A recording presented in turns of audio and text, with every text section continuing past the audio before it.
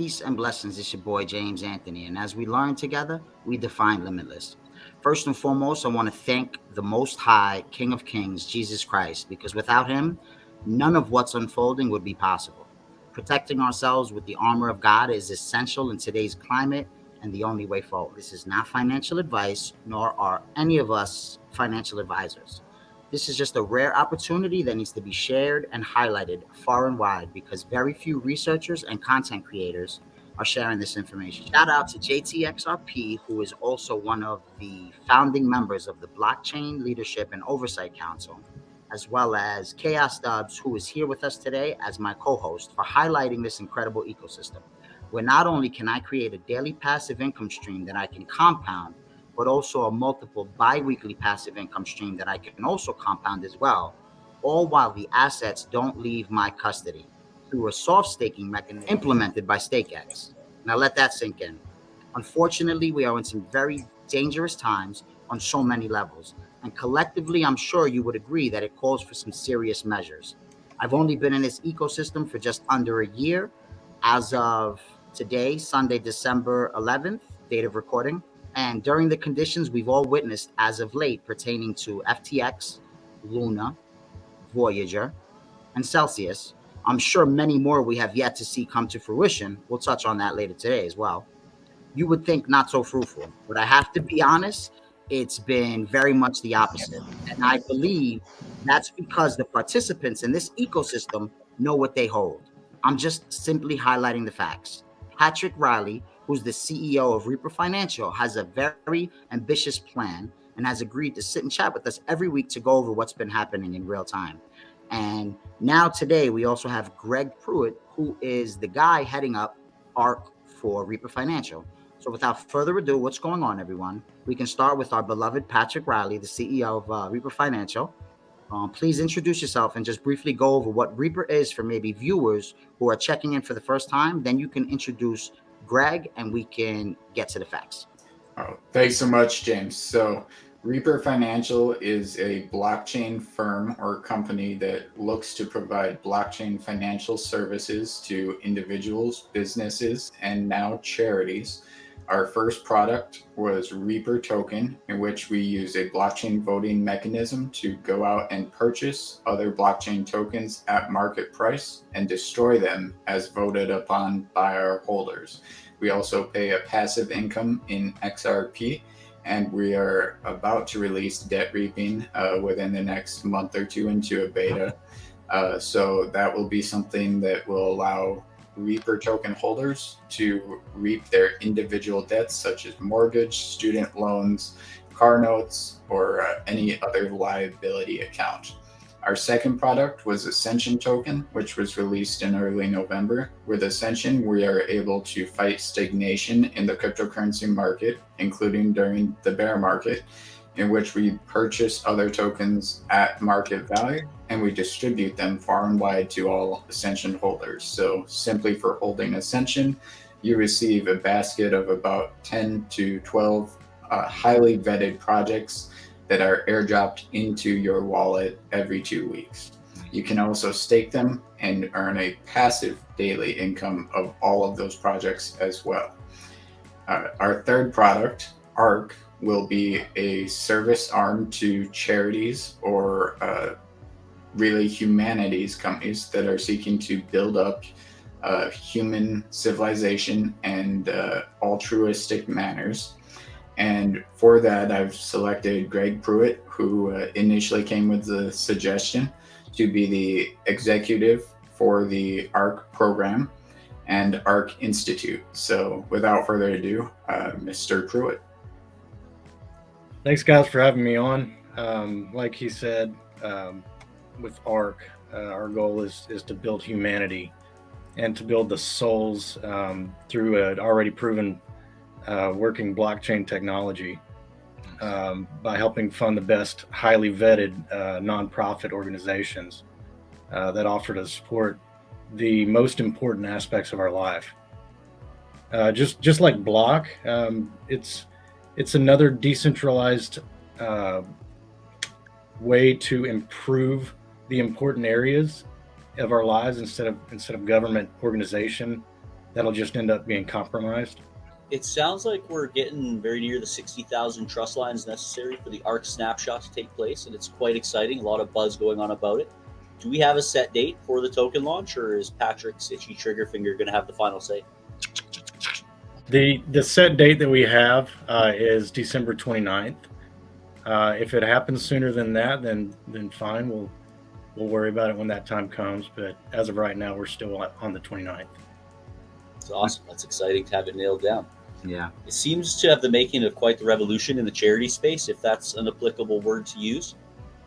We've kind of touched on the basics. Before we go into the inner workings, let's talk a little bit about when and where the ARK idea started and what the timeline so far has looked like. Well, for Reaper, we initially planned on bringing out more than one token when we launched. We obviously started with Death because that was the implement that was most needed and we could immediately do upon launch. And then once we were able to bring in the drip, that enabled passive income models and enabled Ascension to follow.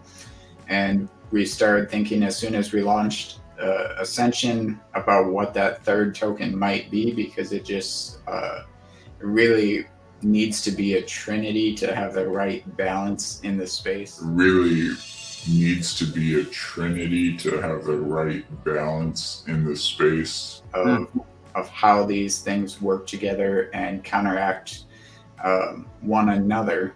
So the Reaper token serves individuals and small businesses, and it will go on to serve small countries and larger businesses in larger countries, right?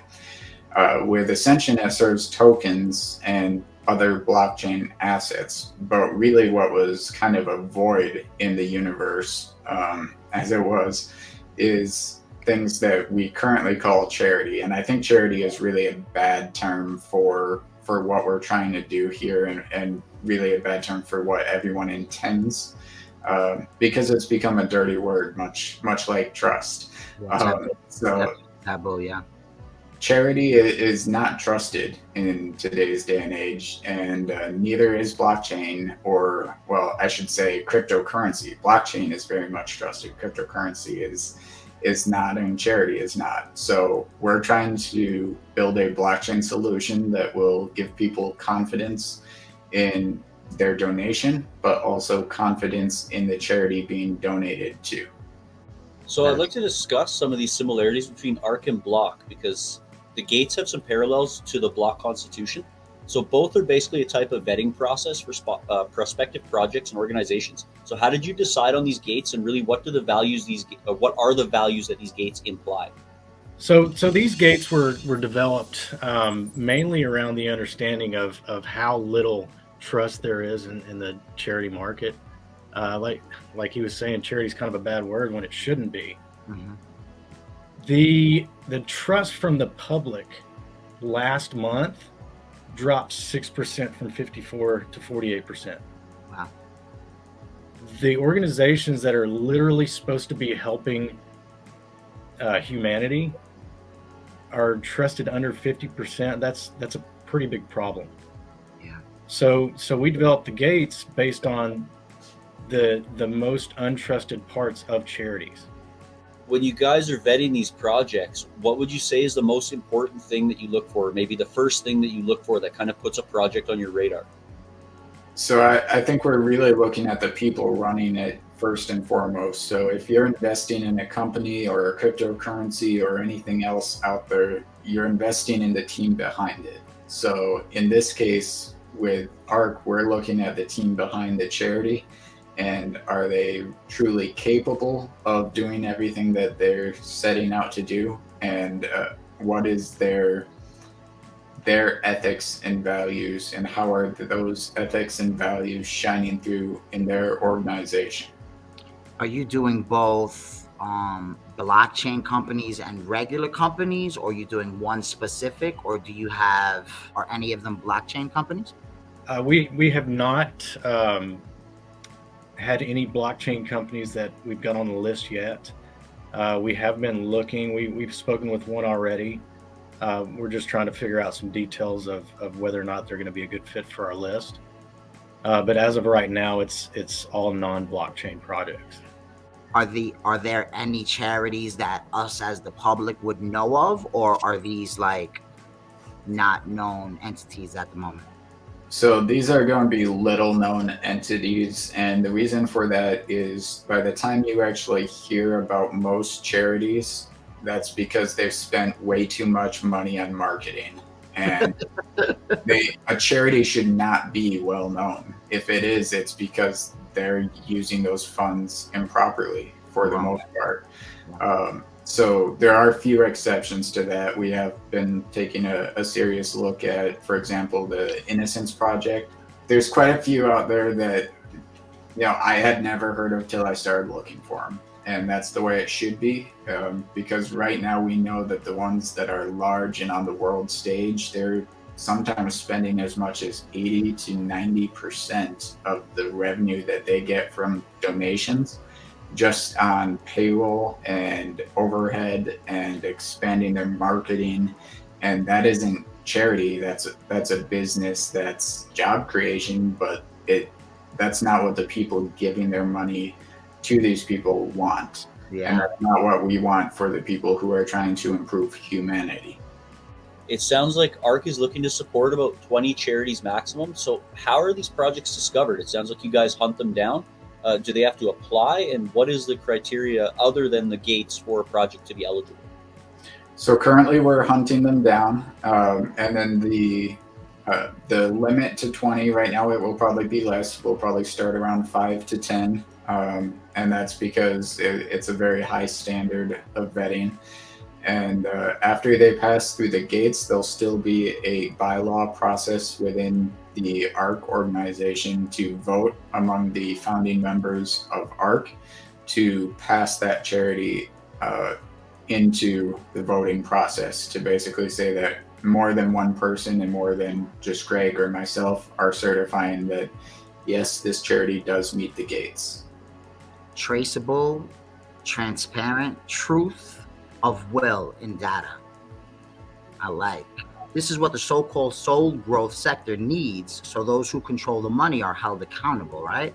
That's part of it. Now, the other large problem here with the way that charities work, and it's really it's a very subtle philosophical issue that people generally just glance right past and they don't even think about. But in order to help a charity right now or to help others, you have to hurt yourself.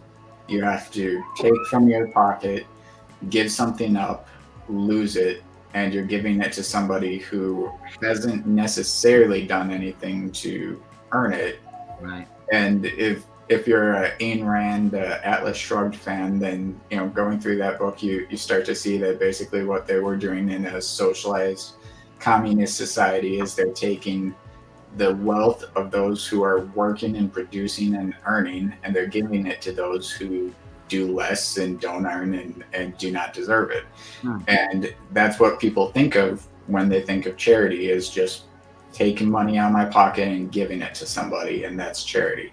That's not what we want. We want to build humanity up so that they don't need charity.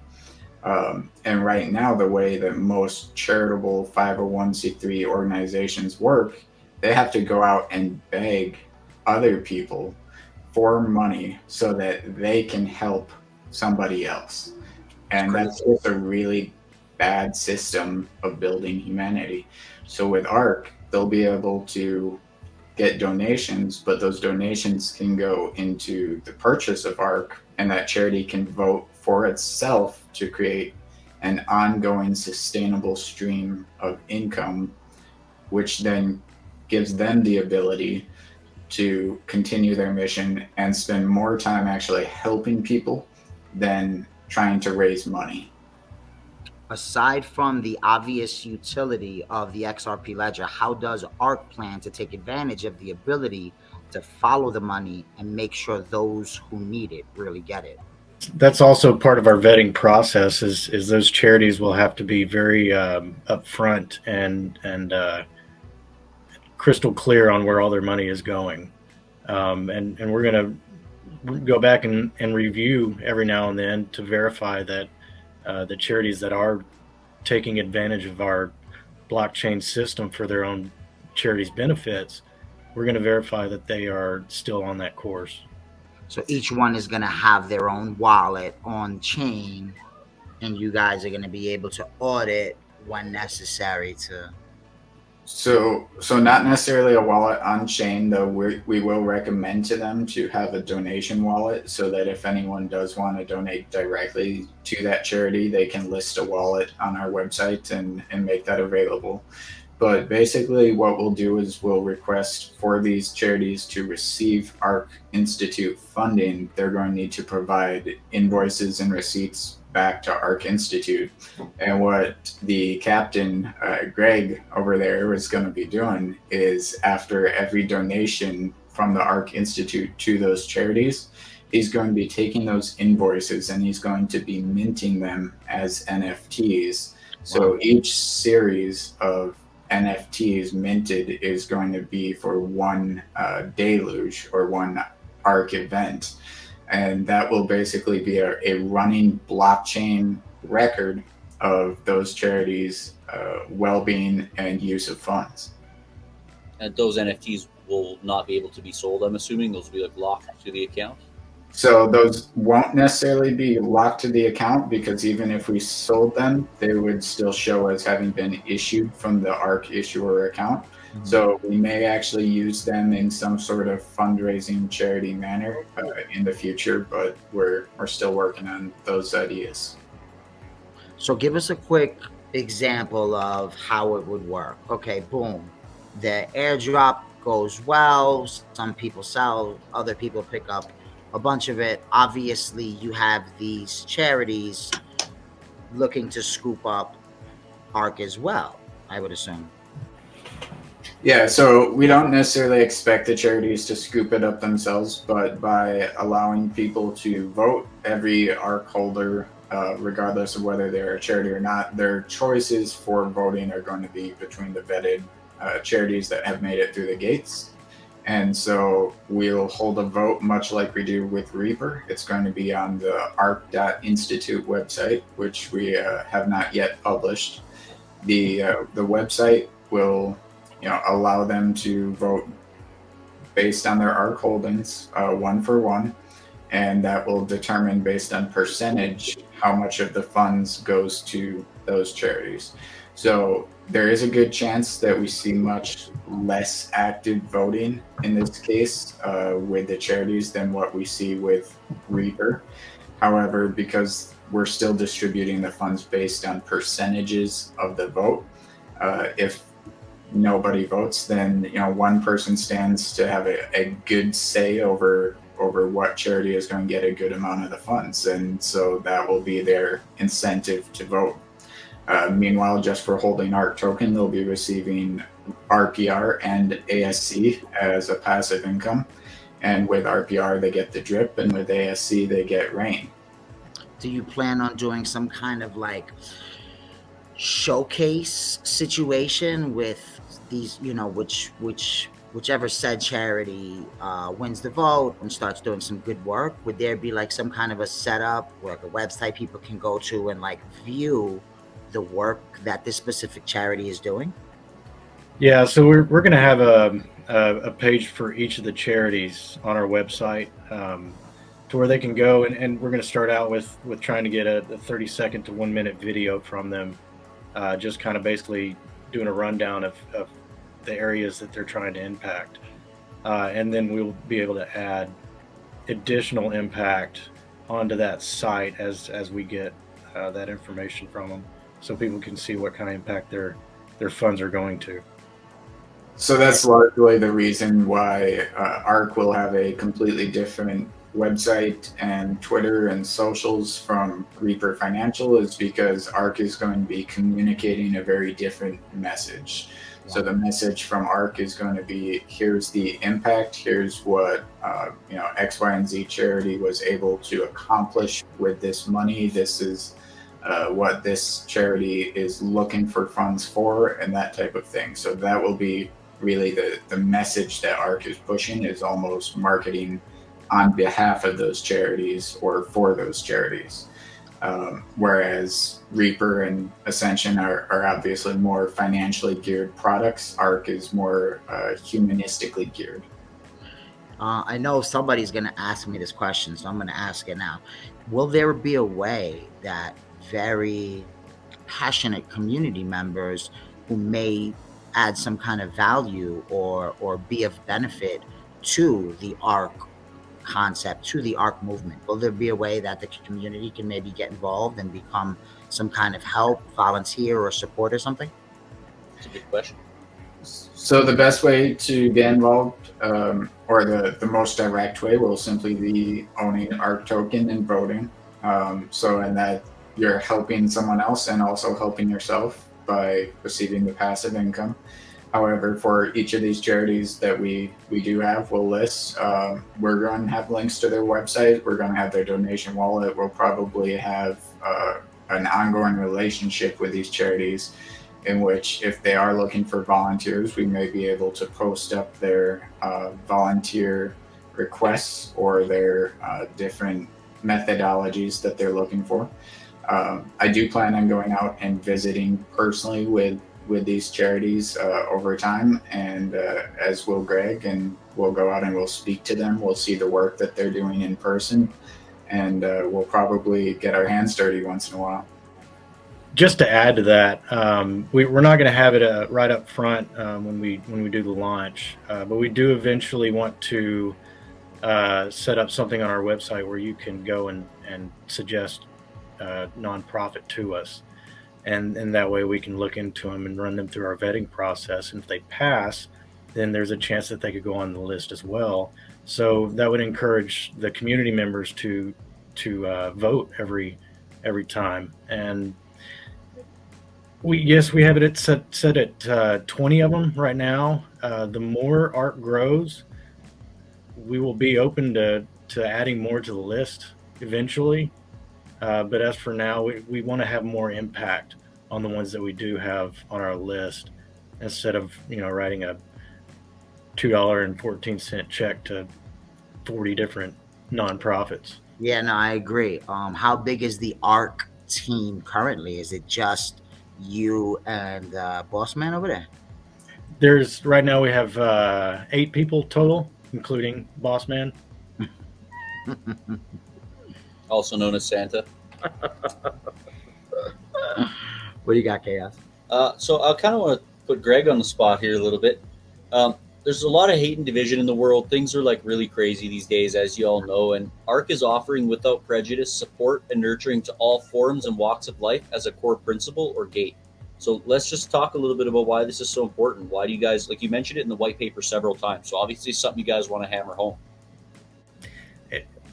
In the white paper, it talks about we're in a world where evil is called good and good is called evil. Facts. And it reminds me of Isaiah chapter 5, verse 20. Woe unto them that called evil good and good evil, that put darkness for light and light for darkness, that put bitter for sweet and sweet for bitter. And that's an issue that it's just going to keep getting worse if we don't put an end to it now. I believe the Bible can be broken down into 4 words, and that's love God and love others. Minus the and. That was 5 words, but you get what I'm saying. Nice. And that is the whole reason that we're here is to love God and love others, and by loving others, we're loving God. So I think this is an important part of life. And when we see people through our eyes, we need to see a soul and not a body. That's powerful. It's refreshing to hear somebody else talk about God. I mean, in everything that's going on these days, they're intentionally trying to remove the Most High God. Like in everything, every institution across the board, they're intentionally trying to remove God. So that's awesome that you just referenced the Bible. Good on you, brother. That's dope. Amen. James, you wanted to talk about Xquake? Do you want to go through that? I was curious. Xquake, one of the Reaper hard slots with the ticker XQK XQK, is a charity token which aims to provide transparency and help earthquake or natural disaster affected areas. Has the project been considered for ARK eligibility? So I did have a conversation with the Xquake founders, and so we're still in a consideration phase. So they haven't been ruled out by any means, and we do want to see them on there. There are some hurdles as far as them being international, and they also give donations to, a ambassador that's in another country. So basically, it's not just us giving to Xquake, it's Xquake giving to a third party that's in, Nigeria, Philippines, wherever it may be. And we just want to see a more robust process of proof and validation in between ARK and the end user and the subject at the end of the donation channel.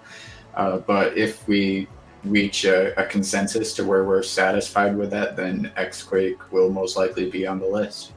We have some questions from the Telegram here. So this one's from Brent. Again, thanks, Brent, for always participating and getting those good questions out there.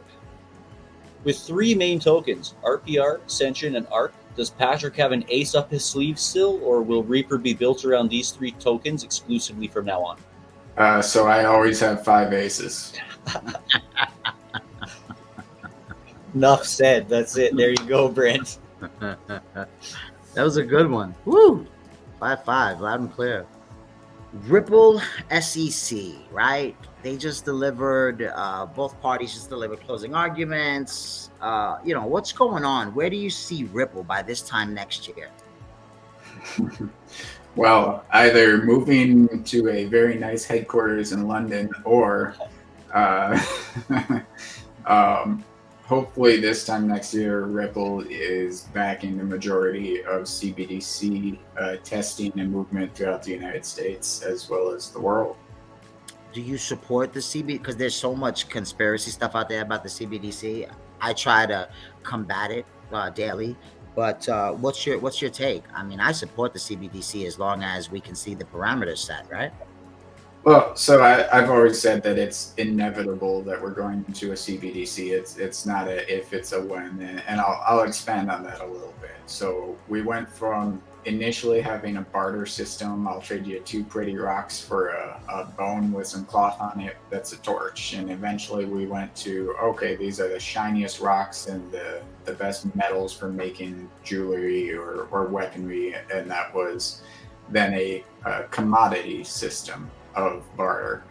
We went from that into coinage, and coinage having assigned values, which of course coins were shaved, and people would take that shavings and steal value from the coinage. And we went, okay, well, we'll just go to paper. It was not more valuable, but it was basically, because it was paper, you couldn't cut it in half and have $2. You just had $1. Which was a lot back then. Of course, that's before the 99% loss in value that we've seen now. So as we went through that, we got to, really the 30s and post-Great Depression was when the credit system started to come along. And as soon as the credit system started to take place is when finance in general really transitioned from being a barter system of this for that to being a ledger system of something is recorded on a book somewhere, and you owe X amount to such and such or whatever it may be, and you can borrow money. And it was good for a while, and we had the gold-backed dollar, and then we just dropped it off in 71, right? Yeah. But during that time we went to checks. Checks are not cash, they're not monetary value of any type. It was literally just written words on paper, and it's almost crazy to think about it that way, that at some point just filling out a slip of paper became valuable to whatever you put on the slip of paper. That's insanity, but here we are. And we saw debit cards come in, and the age of the internet, the digital age. So with the debit cards, everything we're using right now is already digital, and it already has been for 30, 40 years. Yeah. That's the reality. All our money is kept in the banks. Fractional reserve minimums are at 0%, meaning the bank does not have to have any money in the bank to loan you money. Wow. When they loan you money, they're actually creating money in the system, and you working and paying that money back to the bank is how value is created in our current economy. So when you listen to that evolution, to think it seems like we've been in this system for a long time, but really we haven't. The fiat system, the debit system, the digital currency that we're already using in debit cards, it's all very, very new, and it's still evolving. And the natural evolution is we're going to go to the next more secure, more viable solution. So a CBDC it would be ridiculous to think that in 20 years from now we would still be using cash or checks when we're in a digital age. Just ridiculous. It's absolute nonsense. I'll make you a tinfoil hat to wear if you think we'll still have cash in 20 years. I think jobs and cash, everything's going to be automated. And automation along with that. So really the only constant is change, is what I'm saying. And the CBDC it's coming. It's the next thing. It's not a conspiracy. It will happen. As you were saying in the interview I did with you before, cash might be a thing at antique shops for, retro value. Oh, cool, man. Oh, look, we're in the early 2000s. What's your take on Elixir? You know what Elixir is? I'm not familiar. It's the XX network. It's David Chom, I think is his name. It just dawned on me because you said a word and it rang a bell. Anyways, I think Ripple, Chris Larsen specifically, invested in this guy. This guy's like one of the oldest cryptographers. He's actually built a quantum resistant blockchain that I think will be implemented on top of the XRP ledger. So there's a few red flags in there for me. So anything that's newer right now has a much smaller chance of success than things that have already came out that serve the same purpose. So Reaper is a novel new solution to different things on the blockchain, whereas there's plenty of new cryptocurrencies coming out right now that don't do anything that Bitcoin or Doge or XRP don't do. So a first mover advantage and market saturation is absolutely essential to business in general, right? So I don't know much about the Elixir XX, but if it's new to the game and it's not more advanced, then it's just a shell or a... No, I think it's been around since the 80s. This guy is really, he's kind of a big deal. I think he's the first one who actually created digital currency. You should look into it. It's a very interesting thing. They already have a working messaging system, and I'm pretty sure they're working on something to layer across all of the major networks. You should look into it, definitely. It's very interesting. That's something that you would find extremely fascinating. I know it. Not like I'm giving you any kind of information. If you don't know about it, it's probably garbage anyways, right? I'm not saying that, but yeah. So I'm not saying that, but yeah. I'm not saying that, but yeah, no doubt. Yeah, and then the other red flag, you said Chris Larsen, right? Yeah. Okay, so I was thinking Jed McCaleb. Never mind. No. Yeah, Jetty boy, taco stand. Nah, that guy has been slipping through the cracks since Mount Gox and before that. So I don't know what's going on there. Yeah, I wouldn't touch anything with Jed McCaleb. Chris Larsen, I'm not as read up on. And then quantum, we gotta consider with quantum that most people really misunderstand what quantum computing is. If I had a whiteboard, I could do some technical clinicals on it, but really. Wait. Yeah. So I want to send you something really, because it's really fascinating, and the fact that you don't know about it, it's blowing my mind. So that means it really may not be. That means it's a really good shill, because it had me really intrigued. Really. Well, I'm sure there are things out there that are good I haven't heard of. So what's your take? I know what your take is, Patrick, on lobster. What's your take on lobster, Greg? Do you know what lobster is? I'm not familiar with it, no. Do you know the Stellar Network, XLM? Yeah. I sent a $300 transaction this morning, and it's now 3:13. I sent it at 7 a.m. This is the first time this has ever happened to me. It's supposed to be just like XRP, as quick, as fast, but it hasn't landed yet. So it's really interesting. Anyways, Lobster is a DEX kind of wallet user interface for the Stellar Network. And oh yeah, of course. Yes, I have used it before because I did receive the Zoge drop and actually went on to Lobster to buy more after it was dropped to me. Okay. There's a large amount of pump and dumps in the community. Like in the 17 community, there's all types of seized assets. People are promoting seized assets. $20 will get you 7 trillion. So I was just curious if you heard anything about that, because there's a lot of people getting burned in that situation. There's a lot of people that have gotten burned on the XRP ledger too. I'll look into it. I haven't heard anything about those pump and dumps. Yeah, I'll send you something in the thread just to get your take on it, because I'm always curious. I got burned in that situation a few months back pretty heavily. So I'm always curious to see guys that are definite people like you and Patrick. You guys have your finger on the pulse and you know what's going on out there. So I'm always anxious to hear your take on certain things for the show. I appreciate you putting me in the same ballpark with Patrick, but I assure you we were playing in 2 different leagues, man. That's all the more reason why I honor you, because that's humility right there. No, Patrick is level beyond, hands down. How do I exercise humility in response to that?